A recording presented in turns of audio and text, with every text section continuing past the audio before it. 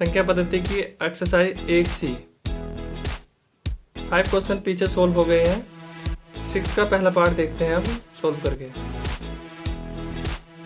तो 6 क्वेश्चन इस प्रकार है।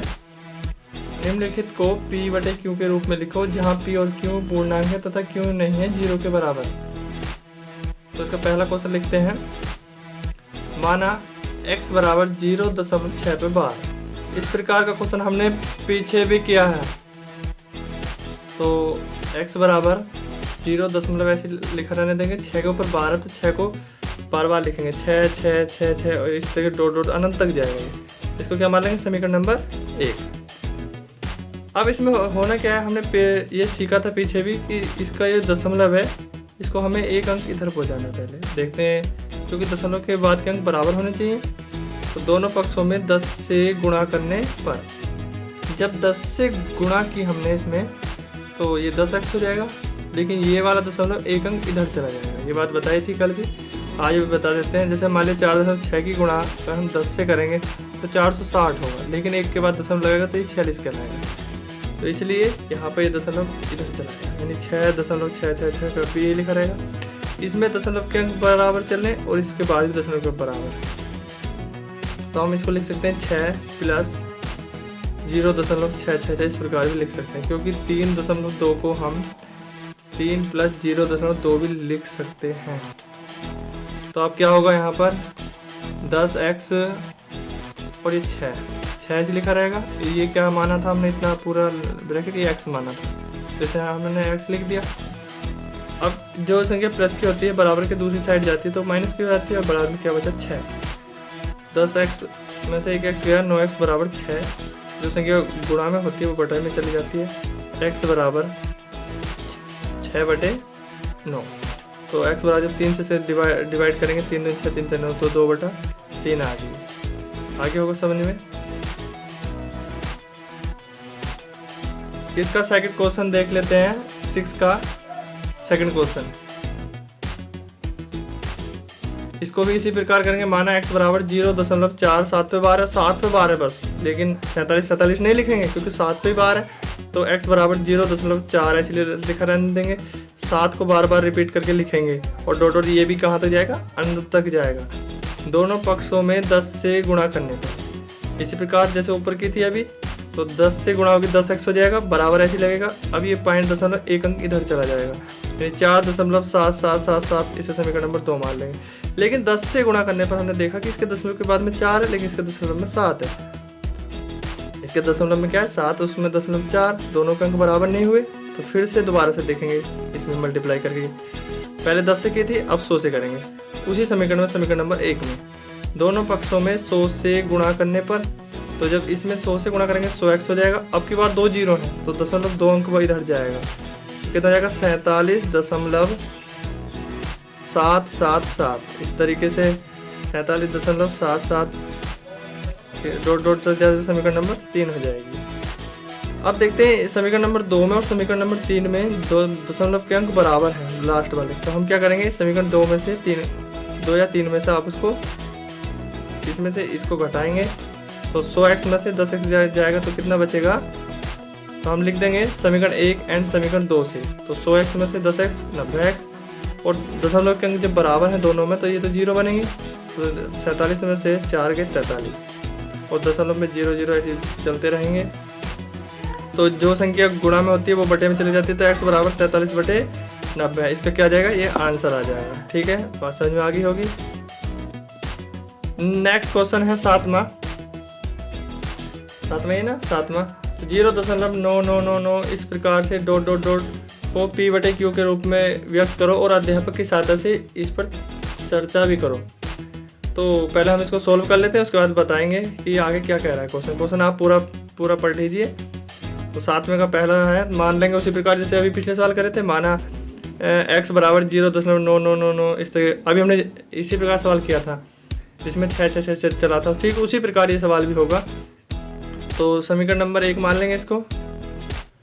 तो दोनों पक्षों में 10 से गुणा करने पर, दोनों पक्षों में 10 से गुणा करने पर, तो एक यानी 10 की गुणा जब x होगी 10x हो जाएगा, और जब इसमें 10 की गुणा होगी तो 0.1 अंक इधर आएगा। तो 9.999 इस प्रकार रिपीट होता चला जाएगा। और इसको हम क्या लिख सकते हैं, 9 प्लस 0.999, और इसको हम क्या कहेंगे, जो हमने ऊपर माना है इसको क्या x मान रखा है, तो हम इस पूरी लाइन को क्या कहेंगे, x कहेंगे। तो हम इसको लिख सकते हैं 10x ऐसी आएगा, 9 ऐसी, और इसको हमने क्या लिख रखा है, क्या मान रखा है, x, तो इसको x लिख देंगे। अब आगे क्या करेंगे, जब जैसे पिछले साल में क्या था, जो संख्या प्लस में होती है इधर जाके माइनस में जाती है, 10x और 1x, कितना बचेगा, 9x बराबर में 9। जब कोई संख्या गुणा में होती है तो कहाँ जाती है, बटे में जाती है, तो 9/9 का मतलब x बराबर 1 आएगा। ठीक है, बात समझ में आ गई होगी। ये हमारा क्या आ गया, आंसर आ गया। अब उसने कहा था हमें साथ ये बताना कि इसमें अंतर क्यों, क्योंकि अब तक हमने जो पता निकाले भाग करके अगर उसको हम p/q के रूप में लिख रहे हैं तो भाग करके भी वही लौट के आना चाहिए। लेकिन अब क्या देखेंगे, 0.99 हमें लौट के प्राप्त नहीं होगा, क्योंकि ये क्या है, एक पूर्णांक संख्या आ गई। क्योंकि 0.99 और तथा 1 के बीच कोई भी रिक्त स्थान खाली नहीं है। यही बात है कि ये एक x बराबर 1 आ रहा है। ठीक है, रिक्त स्थान का होता है, इससे आगे जब हम जाएंगे तो इसमें 1 प्राप्त होगा इसका तुरंत। ठीक है नहीं, तो इसलिए आप इसको आप लिख सकते हैं। नेक्स्ट क्वेश्चन 8वां, 1/17। देखिए इसमें क्या है, सवाल आप पढ़ लेना। 8वां क्वेश्चन जो है आपकी स्क्रीन पर दिखाई दे रहा होगा। 1/17 में क्या है, यानी इसको हम भाग करेंगे, 17 की 1 से भाग करेंगे इस प्रकार। जैसे हमने भाग करनी तो आती है, 0 दशमलव लगाया तो 0, 10 अब भी कम रहेगा, 1 0 बढ़ाएंगे तो यहाँ। तो इस प्रकार जब तक भाग करते रहेंगे जब तक शेषफल में क्या ना आ जाए, 1 ना आ जाए। और जैसे ही शेषफल में 1 आ जाएगा तो हम 1/17 बराबर लिख कर, और जब तक जहाँ तक हम भाग करेंगे जब शेषफल में 1 आएगा उसको लिख कर उसके ऊपर बार लगा देंगे। क्यों लगाएंगे, क्योंकि जब शेषफल में 1 आ जाएगा इसमें तो कहीं ना कहीं भाग दोबारा से वही उसी तरीके से शुरू हो जाएगी। तो इसे आप स्वयं कर सकते हैं। समझ में आ गया होगा। जब तक शेषफल में 1 ना आ जाए तब तक भाग करते रहना, और फिर लिख देंगे इसके अधिकतम अंकों की संख्या कितनी आएगी। अगर आप गिनोगे तो 16 आएगी। कितनी आएगी, 16 आएगी। क्वेश्चन समझ में आ गया होगा। नेक्स्ट क्वेश्चन की तरफ दे, 9वां क्वेश्चन होगा। यह क्वेश्चन इस प्रकार है, p/q के रूप की परिमेय संख्याओं के अनेक उदाहरण लिखिए जहाँ p तथा q क्या है, पूर्णांक है। क्वेश्चन आगे भी है। देखिए हमें यहाँ क्या बताना है, p/q के रूप की संख्याओं को बताना है, और हमें ऐसा बताने है कि जिसका जो 1 से तो हो, लेकिन मतलब हम उनकी जांच कर सकें कि ये शांत है अथवा अशांत है। ऐसा हमने पीछे ही पढ़ा है, तो लिख देंगे हम हाँ, क्योंकि हर के गुणनखंड, जिसके हर के गुणनखंड में 2 या 5 या दोनों हो, तो वो कैसी संख्या होती है, ऐसी संख्या को हम शांत दशमलव, ऐसी संख्या में क्या होता है, शांत दशमलव प्राप्त होता है। तो हम उदाहरणों के तौर पर कोई भी संख्या लिख सकते हैं, ये नहीं जो हमने लिखी है, कोई भी। जैसे 3/5 हर में देखो हमने 5 है, तो ये संख्या शांत होगी। जब भी हम 5 से 3 को भाग करेंगे पूरी विभाजित हो जाएगी। तो इसके फैक्टर जब हम करेंगे 2 और 5 में ही आएंगे, और जब हम 20 से 7 भाग करेंगे तो अब ये ऑटोमेटिकली पूरी विभाजित होगी। इसी प्रकार 200 से जब भाग करेंगे 200 में भी 2 और 5 ही आएगा, ओनली 3 या 7 या कुछ और नहीं आने वाला इसके हर में। तो इस तरीके से हम अनंत उदाहरण दे सकते हैं इसके, जिसके हर में क्या हो, 2 और 5 हो। तो इसलिए हमने क्या कहा, हाँ, क्योंकि हर के गुणनखंड में 2 या 5 या दोनों हो तो ऐसी परिमेय संख्याओं से शांत दशमलव प्राप्त होता है। समझ में आ गया। शांत दशमलव क्या होते हैं, जो पूरे कट जाते हैं। जैसे हमने पीछे बताया था कि अगर 0.6 क्या है, एक शांत दशमलव है, अगर ये ऐसे लिखा हुआ है। लेकिन 0.6 के ऊपर बार लगा दें तो ये कैसा हो जाएगा, ये p/q के रूप में हम इसे लिख सकते हैं, है ना। लेकिन हम ऐसा तब अगले क्वेश्चन में पढ़ेंगे। अगला क्वेश्चन क्या है, 10वां क्वेश्चन पढ़ते हैं अभी हम।